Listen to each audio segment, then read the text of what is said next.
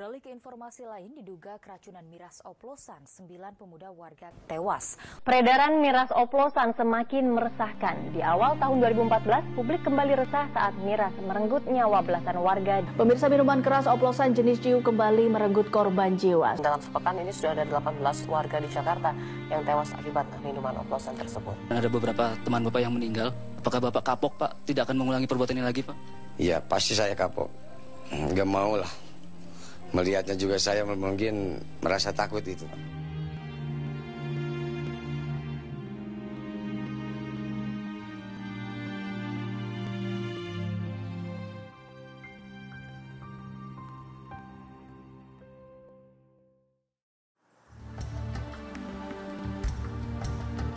Bekasi, sebuah daerah urban pendukung ibu kota DKI Jakarta. Laju pertumbuhan ekonomi yang tinggi membawa pula permasalahan sosial yang kompleks. Di tahun 2011 lalu, 9 orang tewas karena minuman oplosan di Bekasi. Ian Hadi adalah salah satu korban yang selamat dari kejadian itu. Nama saya Ian Hadi, saya tinggal di Keranggan, di Gang Matador, Bekasi. Kalau pekerjaan kita serabutan, ya diantaranya ngerongsok, terus ngamen, ngojek, ya apa aja buat nyambung hidup. Tahun 2011, ceritanya saya lagi nongkrong sama temen. Ya, di situ ada tempat hajatan. Sebelum ke tempat hajatan nongkrong dulu di salah satu warung lah, tempat minuman itu. Nah, kita bareng-bareng patungan di situ minum, baru ke tempat hajatan. Di tempat hajatan ada lagi minuman. Ya, nah dari situ saya minum. Ya, pas saya pulang dari acara tempat hajatan itu, besoknya minum lagi 2 hari, hajatannya 2 hari. Nah, pas udah hajatannya, saya tidur, ya tidur. Sampai biasanya saya tidur bangun cuman jam 11 atau jam 1 siang, biasanya begadang, itu sampai jam 5 sore. Pas saya dengar, om saya lagi sekarat di rumah sakit. Katanya lagi minum-minum. Ya, saya ke sana. Pas saya ke sana, saya ke rumah sakit itu udah nggak ada nyawanya. Ya, dibawalah pulang. Dari situ belum terasa, pas makamin om saya, besoknya lagi temen deket saya meninggal, yang hajatan itu meninggal. Nah, dari situlah badan saya baru berasa sesek. Ya, dada saya tuh sesek rasanya. Punggung saya panas, ya. Mau geraknya susah, lemes. Dan badan udah kuning semua, mata kuning semua. Saya minum air kelapa ya udah nggak kuat, muntah. Nah, saya minta tolong sama bapak. Pas saya di rumah sakit, pertama saya nggak bilang di rumah sakit bahwa saya minum-minum pertamanya. Akhirnya ketahuan juga, ditolak saya. Balik lagi ke rumah. Ya. Nah, pas sudah sampai rumah, itu udah nggak kerasa apa-apa. Udah pas jalan, udah kuning, langsung gelap. Ya, udah nggak kerasa apa-apa. Dan saya itu buta itu selama seminggu, rabunnya sebulan. Nisun, ayah kandung dari Ian Hadi, kehilangan adik kandungnya juga pada kejadian itu. Kejadiannya dia kan jadi anggota paguyuban, Pak. Nah, dia jaganya itu kalau nggak salah di tempat hajat 2 hari 2 malam. Ya kemungkinan dia banyak yang ngasih minuman dari anak-anak muda itu. Ya acaranya ngumpet. 2 hari 2 malam dia langsung pulang. Pulang sekitar jam 6. Langsung tidur, bangun jam 5, udah nggak ngelihat Pak, matanya itu, udah sekarat. Langsung dibawa ke rumah sakit, mitra sini udah nggak kuat, di jalan pun udah meninggal, adik saya. Nah, saya juga sempat panik sama Ian, langsung saya ke sana ke tempat jualan oplosan itu. Nah, saya dobrak itu udah nggak ada orangnya, tukang minum oplosannya itu. Ya emosi lah saya. jenazah waktu itu Pak dimandiin yang jelas hitam semua Pak, ublek hitam, dada belakang semua hitam dan lagi kaku Pak. Seharusnya mah ada tindak lanjut hukum lah gitu minuman itu. Ya dari masyarakat kayak dari kelurahan, dari kepolisian, pengennya supaya nggak ada yang jualan lagi minuman miras itu Pak. Ya ternyata dari kepolisian cuma diintegrasi doang, nyatanya nol. Cuma digerebek saya dengar, besoknya buka lagi, kan begitu. Bagaimana seorang pemuda seperti Yan Hadi bisa mengkonsumsi minuman oplosan? Pertamanya sih ikut-ikutan. Ya namanya tongkrongan, kalau nggak minum, banci lah dihitungannya. Saya coba, itu awalnya saya 2003. Cuman dari situ bukan miras oplosan. Ya karena minuman miras oplosan itu karena emang faktor duit. Kalau misalnya minuman yang sudah ada kayak BH cukainya, itu kan lebih mahal. Kalau semacam kayak oplosan, 20.000, 50.000, itu kan bisa jadi 5 botol, 6 botol. Nah kalau misalnya miras yang udah ada BH cukainya kan itu lebih mahal. Saya nggak kuat belinya. Nah jadinya saya beralih ke miras oplosan. Hampir seluruh peminum minuman oplosan tidak tahu akan bahan kandungannya. Bahkan dengan kata sandi ginseng dan toko jamu sebagai tempat mendapatkannya, banyak orang yang menyangka minuman ini dapat memberikan tenaga ekstra. Buruh pekerja keras merupakan salah satu pelanggan setianya. Termasuk juga Surahmat, seorang tukang bangunan di daerah Kranggan, Bekasi. Nama saya Surahmat, panggilan sehari-harinya Mamat. Saya tinggal di Kranggan, Jatirangga, Bekasi. Sehari kerja saya, sehari-harinya kerja bangunan, kuli bangunan lah gitu. Ya awalnya ya saya itu kan biasa kerja bangunan itu kan. Kalau ini kan misalnya habis lembur apa kan kita itu kecapean. Ya di mana minum jamu lah gitu kan. Minum jamu awal-awalnya iya enak gitu kan. Cuman terakhirnya lah gitu kejadiannya seperti itu. Awalnya kan biasa di tukang jamu saya minum di tukang jamu yang udah itu ya seperti apalah misalnya minum intisari dah 1 gelas gitu kan. Tapi karena mahal itu, cari yang murah mungkin. Nah itu minum itu yang oplosan itu, kata orang katanya enak apa itu kan. Bisa menghaca itu kalau habis tidur kata enak gitu. Ya ikut-ikutan aja gitu kan. Terus baru saya dibawa ke rumah sakit. Dibawa ke rumah sakit tuh pagi-pagi itu saya tuh udah nggak terasa apa-apa itu. Rumah sakitnya saya udah lemas itu.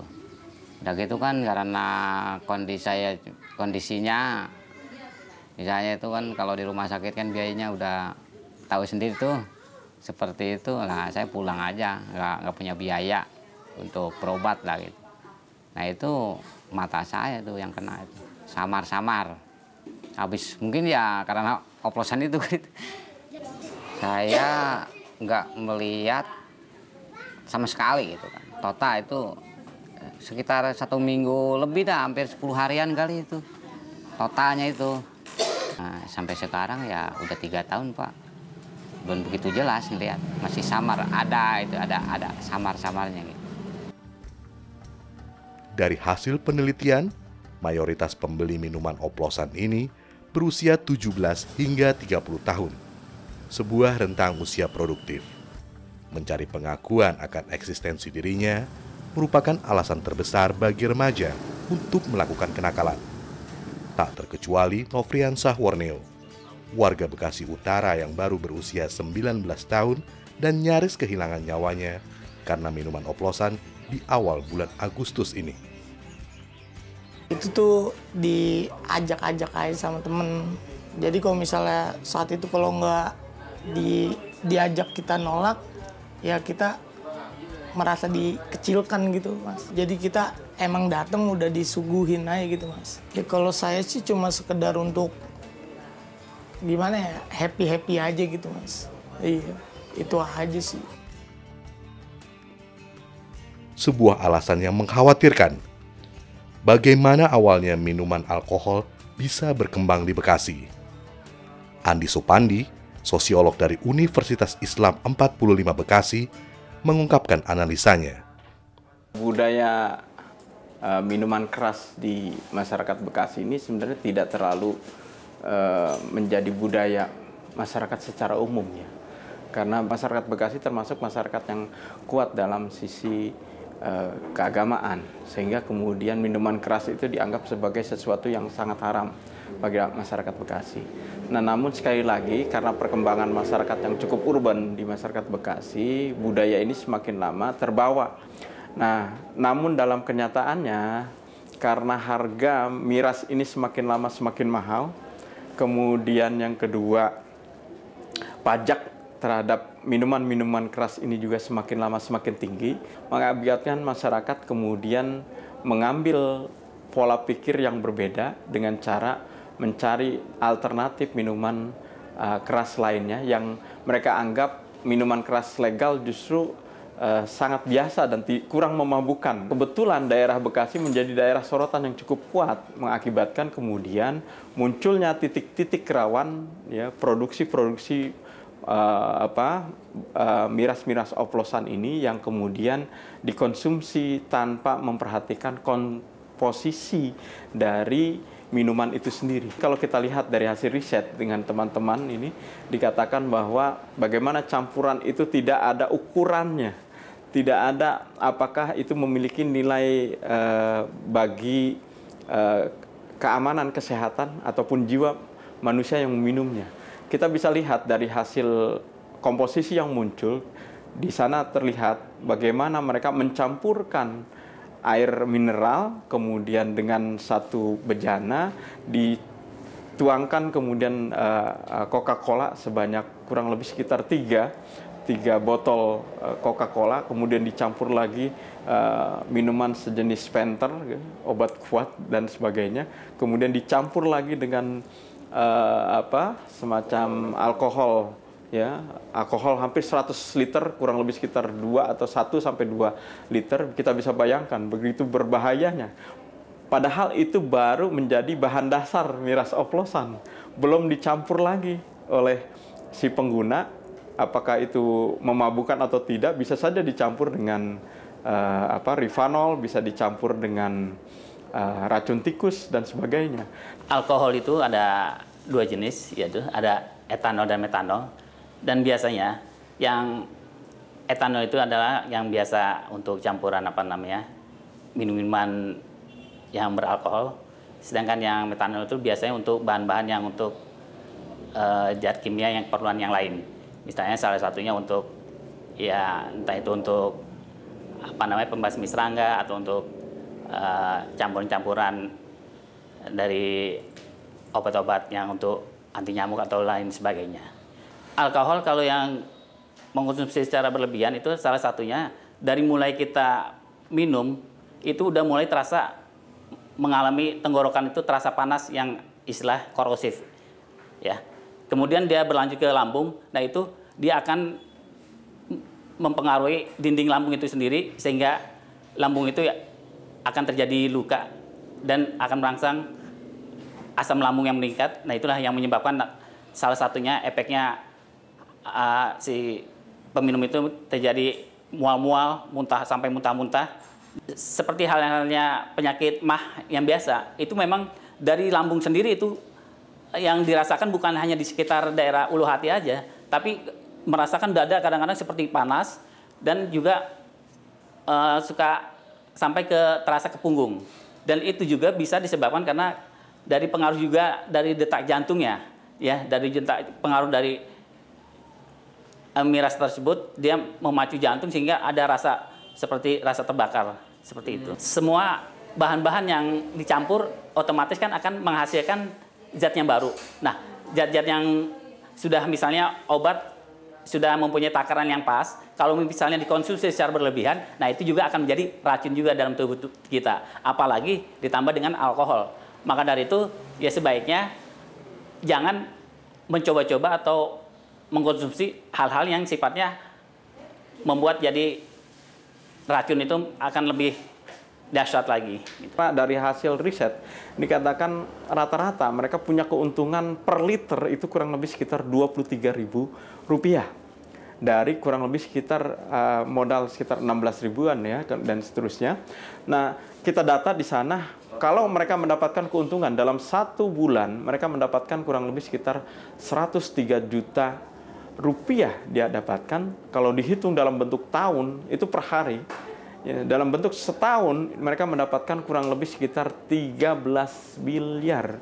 Mohon maaf, 1,3 miliar rupiah dia dapatkan dari keuntungan menjual bir oplosan dengan komposisi yang saya tadi sebutkan.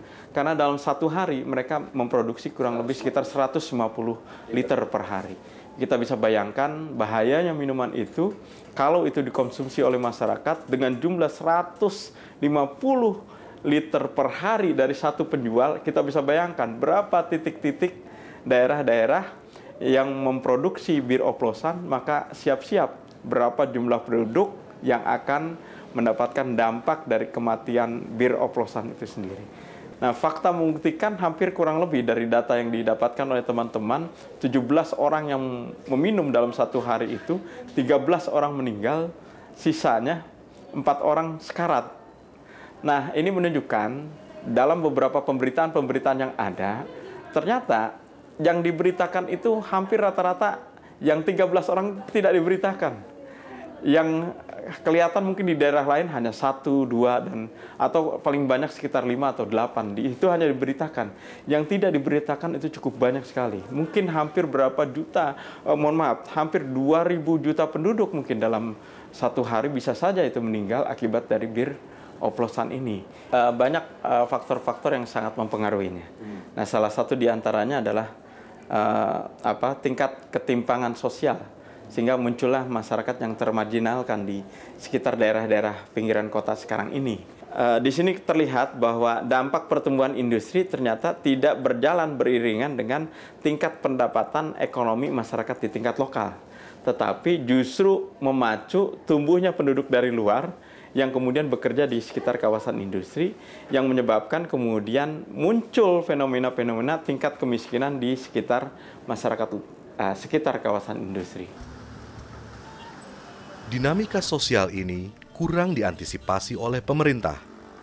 Kurangnya pemberitaan membuat kasus minuman oplosan menjadi fenomena gunung es. Angka-angka korban yang ada tidak mencerminkan jumlah korban sebenarnya yang jauh lebih besar. Pemerintah seperti setengah hati dalam menangani kasus-kasus minuman oplosan. Bahkan hampir seperti sebuah pembiaran. Sepanjang bulan Juli dan Agustus ini saja, telah 19 orang meregang nyawa. Dan angka ini akan terus bertambah. Kalau orang minum minuman keras, ya, yang satu minuman keras bermerek, yang mungkin tidak berbahaya seperti minuman oplosan, mereka mengkonsumsi minuman keras kan menjadi bagian dari lifestyle dia. Ya, dia hangout, dia kemudian bersosialisasi dengan sesama kelas atas, minum wine, minum dan menikmati itu sebagai bagian dari lifestyle. Ya. Tapi kelas bawah, minum itu kan bukan bagian dari aktivitas pleasure dia, bukan aktivitas senang-senang dia. Tapi menurut saya itu adalah aktivitas pelarian dia. Ya, dia ingin menyontoh gaya hidup kelas sosial di atasnya, tapi tidak bisa.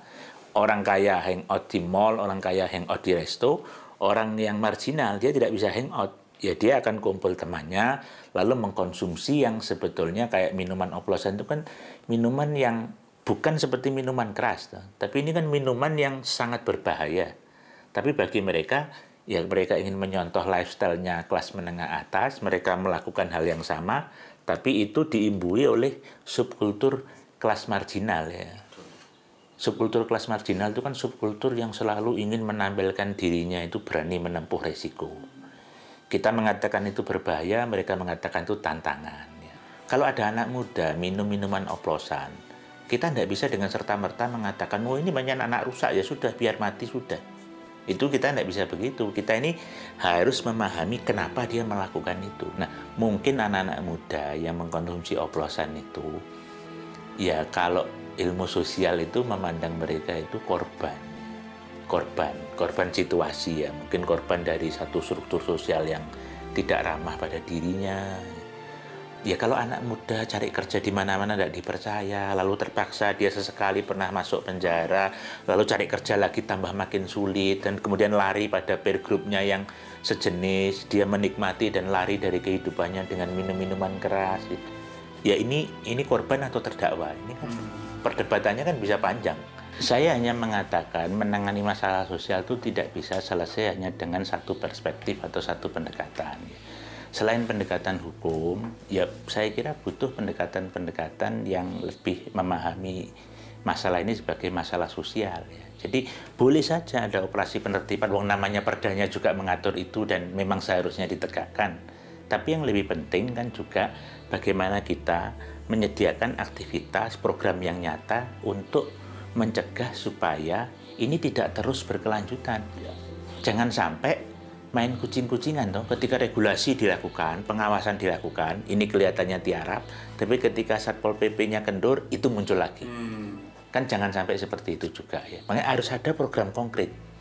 Ya bisa dengan pendekatan, saya tidak tahu yang dilakukan teman-teman ini ya, tapi kalau misalnya ini melakukan edukasi, melakukan penyuluhan untuk kelompok anak SMA, anak marginal, melakukan pendekatan dari hati ke hati, ini kan juga satu langkah untuk yang positif ya, untuk ikut membantu mencegah supaya korban tidak makin banyak. Yang saya kritik adalah kalau membuat perda lalu merasa persoalan selesai, itu yang salah besar. Jadi perda ini jangan sampai persoalan subkultur anak marginal itu dianggap sudah selesai kalau perdanya sudah jadi. Itu sama sekali tidak menggaransi akan bisa menyelesaikan persoalan ini. Minuman oplosan telah menjelma menjadi pembunuh yang bebas berkeliaran di Bekasi. Butuh komitmen dan kerja keras semua pihak dalam memeranginya. Seperti Edmund Burke, seorang filsuf dari Irlandia pernah katakan, satu-satunya yang dibutuhkan untuk kemenangan sebuah kejahatan adalah ketika orang baik tidak melakukan apa-apa